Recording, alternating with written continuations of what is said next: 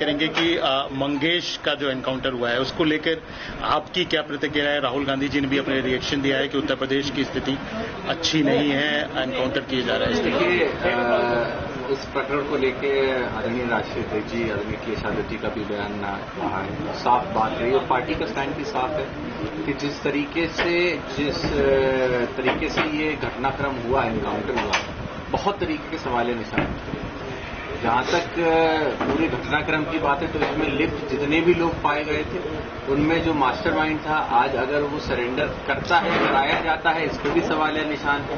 व्यक्ति के साथ एनकाउंटर जो हो रहा है वो किस परिस्थितियों में हो रहा है और क्या ये किसी एक जाति या एक समाज को टारगेट करने के लिए, क्योंकि पूर्व में भी आपको याद होगा कि आदरणीय जो मुख्यमंत्री हैं उन्होंने विधानसभा के अंदर कुछ नाम लिए थे, वो सीधे तौर पर एक समाज को निशाना करने के लिए किए। बाद में वो सबके सामने आया कि ऐसी कोई बात नहीं थी।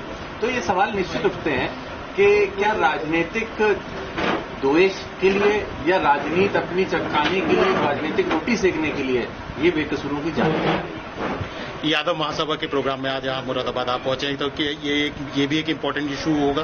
जी जी बिल्कुल। देखिए, आज कार्यक्रम में तो संजोग था कि आज कार्यक्रम ऐसे समय पे है जहाँ पे ये घटना के ऊपर पूरे देश प्रदेश में चर्चा चल रही है, इसके ऊपर भी बात होगी। लेकिन यादव महासभा का सम्मान करने का कार्यक्रम था और मुरादाबाद शहर के अंदर जहां से समाजवादी पार्टी को बहुत बड़ा सहयोग और जीत मिली, तो निश्चित तौर पर मैं खुश हूं। सभी लोग जो रिश्तेदार हैं और जितने भी लोग हैं यहाँ पे, ये सब वही लोग हैं जिन्होंने हमेशा पार्टी को आगे बढ़ाने का काम किया, तो मेरा भी दायित्व था यहाँ पे आने। मुख्यमंत्री जी ने अभी अपना एक वक्तव्य दिया है, उसमें बोला है कि 2017 में उत्तर प्रदेश में जो स्थिति थी, गुंडों का राज हुआ करता था, माफियाओं का राज हुआ करता था, लेकिन अब 2017 के बाद से जो है सब कुछ शांत है।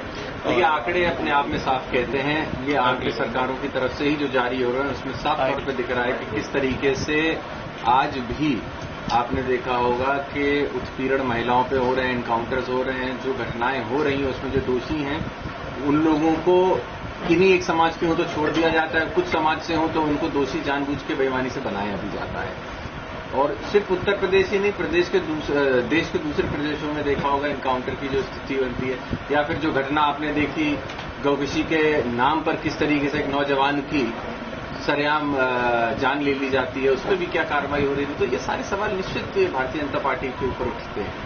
उधर विनेश फोगाट ने और दोनों ने कांग्रेस को ज्वाइन कर लिया है, विपक्ष भी तमाम तरह के प्रहार कर रहा है। ब्रजभूषण सिंह भी कह रहे हैं कि एक बार पहले कौरवों ने द्रौपदी को दांव पे लगाया था, आज फिर हुड्डा ने दांव पे लगा दिया है। नहीं, देखिए, ये इसमें साफ नहीं कह सकता हूँ, उनको शुभकामनाएं हैं। वो जहां तक पहले उन्होंने देश के लिए लड़ाई लड़ी, देश के सम्मान के लिए अपने जीवन को दिया, आज मैं समझता हूँ वो अपने और देश की जितनी भी हमारी बेटियां हैं जो एथलेटिक्स में हैं उनके सम्मान के लिए आज वो लड़ाई लड़ रहे हैं। तो मैं समझता हूँ बहुत खुशी की बात है कि अगर वो राजनीति का रास्ता लेते हुए इन सारे मुद्दों को एड्रेस करेंगी आने वाले समय में, विधानसभा हो या फिर अलग अलग पटलों पे इनको एड्रेस करेंगी, और ऐसे हमें लोगों की जरूरत भी है। और जहां तक सम्मान देने की बात है तो आपने देखा है भारतीय जनता पार्टी को जब सूट करता है तब लोगों का इस्तेमाल करके उनको किस तरीके से फेंका जाता है, ये भी हरियाणा का चुनाव है, हालांकि राष्ट्रीय अध्यक्ष जी ने बोला कि अब समाजवादी पार्टी कॉन्टेस्ट नहीं कर रही है, लेकिन किस तरीके से सपोर्ट करने वाले हैं इंडिया गठबंधन को? नहीं, पूरी तरीके से सपोर्ट रहेगा। हरियाणा में पूर्व में भी समाजवादी पार्टी का संगठन रहा है, आगे भी संगठन पूरी मदद करेगा और राष्ट्रीय अध्यक्ष जी ने अगर कह दिया है तो हम सभी लोग एक होकर चुनाव में हरियाणा में इंडिया गठबंधन के साथ हैं। उधर कांग्रेस में और आप में दोनों में सीटों के बंटवारे को लेकर विवाद की स्थिति उत्पन्न हो रही है, अभी तक क्लैरिफाई नहीं हो पा रहा है।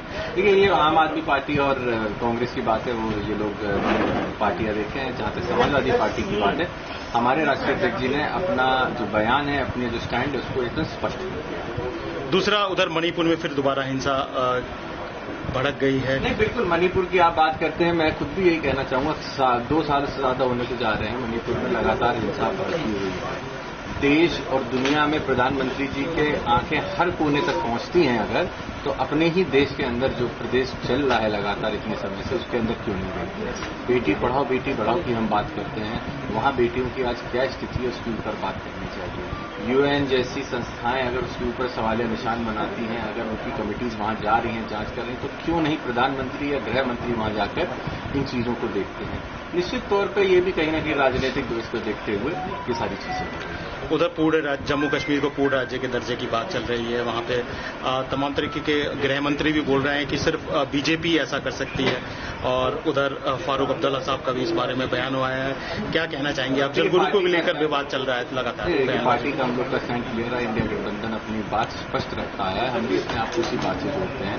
निश्चित तौर पर मैं समझता हूं आने वाले समय में इंडिया गठबंधन जिन मुद्दों को उठा रहा है, ये मुद्दों से जनता अपने आप को रिलेट करेगी, और रिलेट करते हुए निश्चित बड़े अंतर से इन सब चुनाव में जो होने जा रहे हैं स्टेट असेंबलीज में, बहुत बड़े अंतर से इंडिया गठबंधन जीतने जा रहा है। अब स्टेट में बात करें, उत्तर प्रदेश में बाईपोल भी होने वाले हैं, किस तरीके की तैयारी आपकी है? और तैयारी है, सारे जिम्मेदारियां दे दी गई हैं, टिकट अभी कुछ डिसाइड नहीं हुए हैं, वो हो जाएंगे। विधानसभाओं की जिम्मेदारी शीर्ष नेतृत्व में बड़े नेताओं को दे दी गई है। मैं समझता हूं बड़े अंतर से समाजवादी पार्टी और इंडिया गठबंधन इस 10 सीटों पर जीतने